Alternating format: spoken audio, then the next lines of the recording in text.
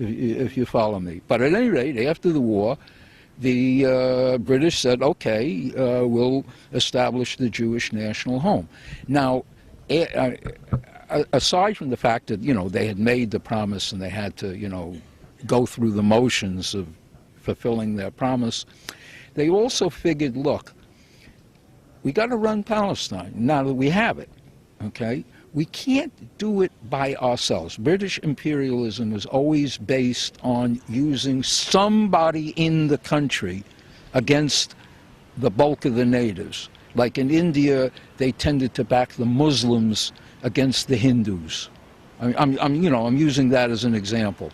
Or in Ireland, the Protestants against the Catholics. So they figured they would use the Zionists against the Arabs. Now, you're not the writer of this book, you're the editor. I'm the editor. Why did you feel that you had to make a book of documents? Because you did cover this subject in earlier books. Yes. Well, let me put it this way. My attitude, I see myself as a political activist and as a historian, okay? And I based Zionism in the Age of the Dictators, which was my first book, on the documents, all right?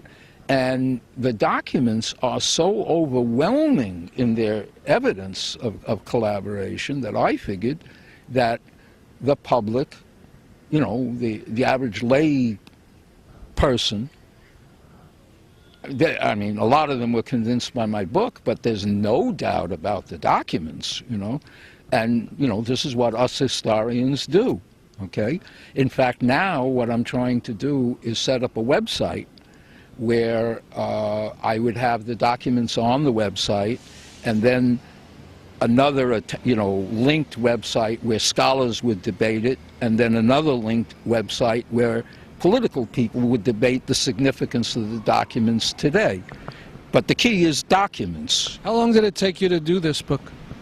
Well, this book was very quick because I had already had the documents for Zionism in the Age of the Dictators. I would say what happened was that in 1973, was it? Yes, when you had the Second Arab-Israeli War, okay? I was out in Berkeley, California, and, we had won a free speech area in a famous battle in Berkeley, and so me and a bunch of other anti-Zionists were, debating Zionists on the campus there, and I met a guy, Shimshon Vigador, whose father was the editor of the Encyclopedia Judaica, and I had read an article in the Judaica about a thing called the Ha'avara Agreement. Ha'avara is Hebrew for the transfer, okay, which was a trade agreement between the Nazis and the Zionists in 1933. So I asked him about it, and he said he had heard about Zionist collaboration, but he didn't know much about it. So I started doing the research then. But then I realized I had to get to New York where you had a real Jewish library, Berkeley didn't. And so I started doing more research in New York. And then I went to, by chance, I went to Britain and went to Croom Helm, which was one of the leading publishing houses in Britain. They published the Beck's Peerage, you say, yes. And, I explained that I had, all these documents, etc. And they said, look, we'll publish it, but you got to show us every document. In other words, we won't tolerate the slightest mistake because you're going to write one of the most controversial books imaginable. Your enemies are going to go through your book with a magnifying glass, and they're going to blow up the slightest mistake. Okay, so there can be no mistakes. Okay, so I photocopied all the stuff, etc., you know, all that kind of stuff. And I, of course, kept all the document, you know, the photostatic stuff. So when I put this book out, I already had the documents. But it took me, you know, about 10 years to accumulate it, but that's because I was in Berkeley for so long, you know, before I found most of the documents in the Jewish room in the New York Public Library. I going through old Zionist publications and scholarly works and so on. All right, we don't have a lot of time, so I want to jump right into some of the documents. One is the Zionist Federation addresses the new German state. Yes. So I guess this is a couple months after Hitler is chosen to be chancellor. And there's a sentence in there that says something like, the new state which has established the principle of race, we wish to fit our community into the structure. Yes. What they did was in June of 1933, Hitler came to power in January 30th, 1933. In June, they sent the Nazis a document which was wasn't published until 1963 in German in Israel. Okay? I found it and had it translated and so on, you know, all that kind of, well, actually it was translated by an American Jewish Zionist historian, etc. But I found it and quoted from it extensively in Zionism in the Age of the Dictators.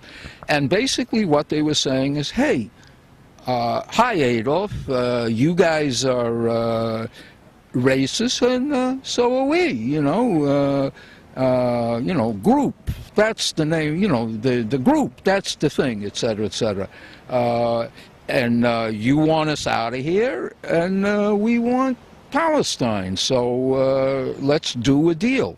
And what they literally did was they worked out this agreement called the Haravara, or Transfer Agreement. All right, so that's the next document I was going to ask about, the agreement for transferring property from Germany to Palestine. Okay.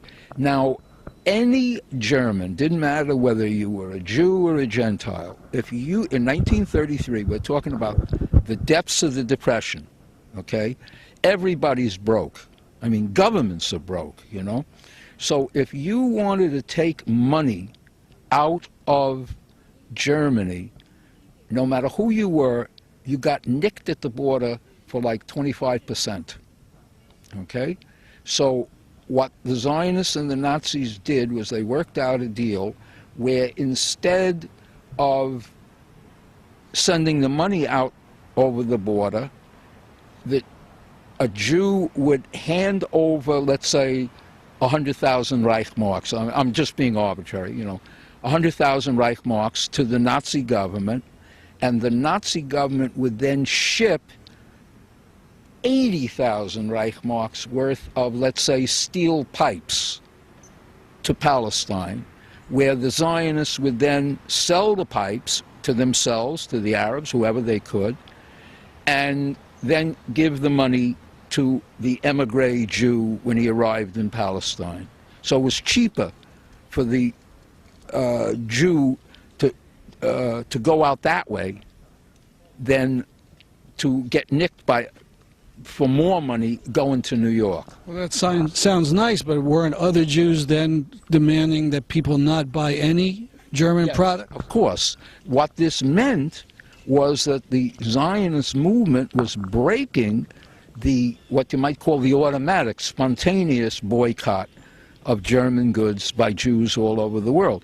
They actually were selling things like steel pipes and stuff like, you know, whatever the Germans shipped them, they were selling them all over the Middle East. And they even tried to sell them in Europe, but like the British Zionists said, listen, don't try to do it here. I mean, that will just create problems, you know, people will wonder what the hell's going on, you know. But they were selling the goods all over the Middle East.